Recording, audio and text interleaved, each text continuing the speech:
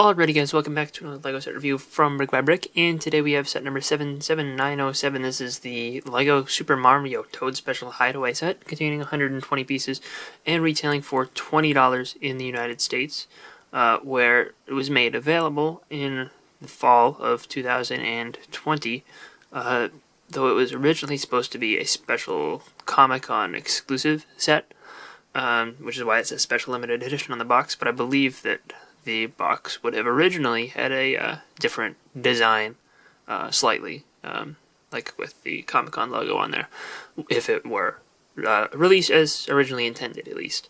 But the box, since it is a con exclusive, it is one of the slightly nicer boxes that fold open. None of the other Mario boxes are like that. And it's a decent looking box. It's pretty similar to the other Mario ones, where it's got the complete white background and then a ghost, version of Mario, basically, because he's not actually included in the set, obviously. But this one does have some Mario detailing, Lego Mario detailing on the sides, where you can see some mushrooms, some little trees, clouds, and that just adds a little bit to it. And then on the back it shows you this combined with the Super Mario starter set.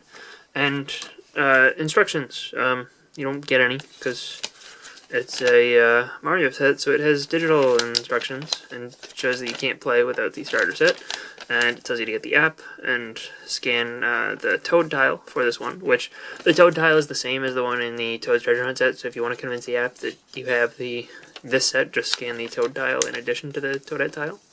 And then this shows you a bunch of all the sets combined together, and for the blind bags, and yeah, that's it. I kind of wish that they'd included physical instructions for this one, because, well, I guess some of the collectors who buy this just because it's supposed to be a con exclusive probably won't even build it, but, it would have been nice, just since this is not a normal Mario set, though I guess it kind of has become one as it is still available. It doesn't show any signs of, selling out. I think that instead of keeping this a limited run, I think that they've just expanded this and are going to be selling it normally for definitely longer than a con exclusive would be. It's currently available at LEGO.com and Target in the US. I don't know if it's been released in other countries yet, but I feel like if any of the canceled Comic-Con sets are going to be, it will be this one. Although, even if it does not get released worldwide, you really aren't missing that much, as there really isn't much in this set that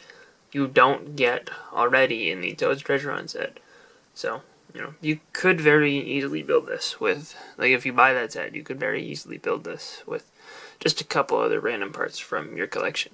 Obviously, the most kind of noteworthy thing here is this little mushroom house, and this is basically pulled straight from the Toad's Treasure Hunt set, just it's one brick taller, so you just need 4 more pieces to attach that, and then the chimney is actually a separate new little build.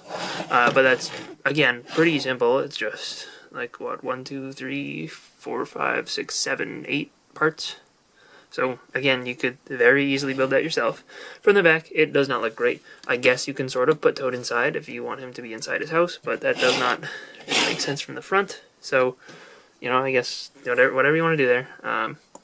It's built around, normal Mario base pieces. There is a little stickered tile, as in all Mario sets, and that's where Mario would interact with Toad.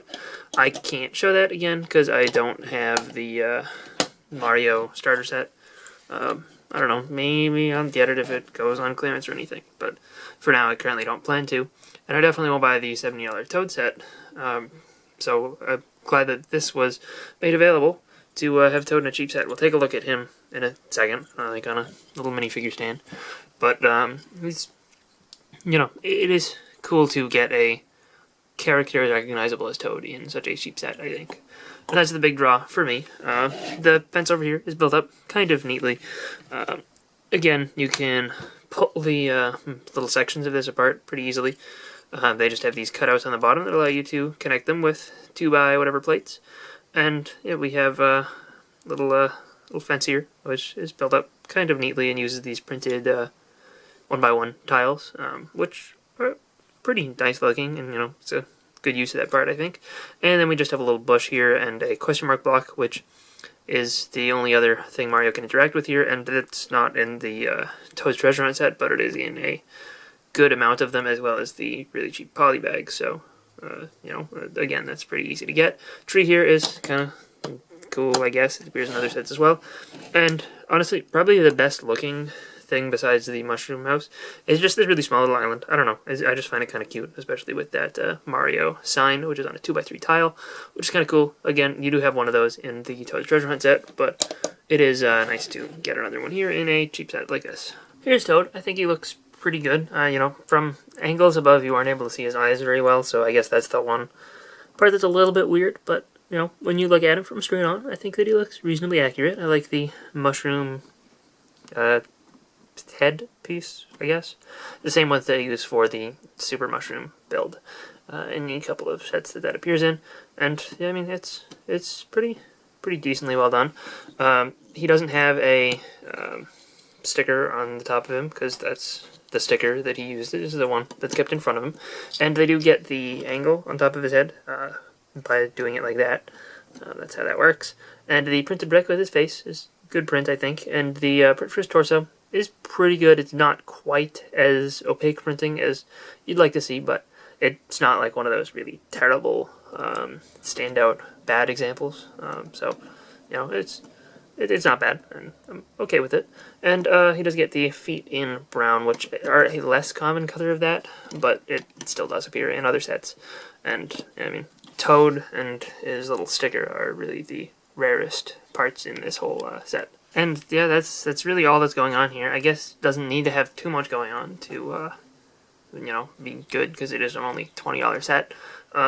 It's probably a better size than the price per piece suggests. It doesn't, like, comparing this to the Obi-Wan Death Star canon set, this honestly probably has more going on than that one.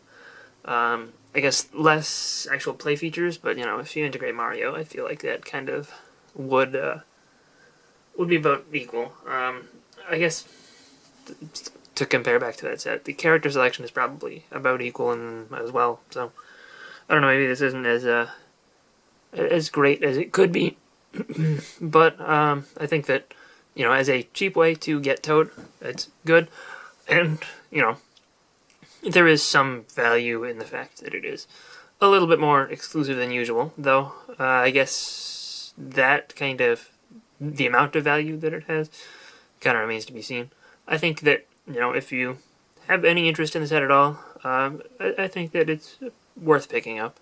But, I don't think that it is absolutely everyone else in the world has to go and grab this just because it's exclusive, because I don't think that it really will be that exclusive in the long run.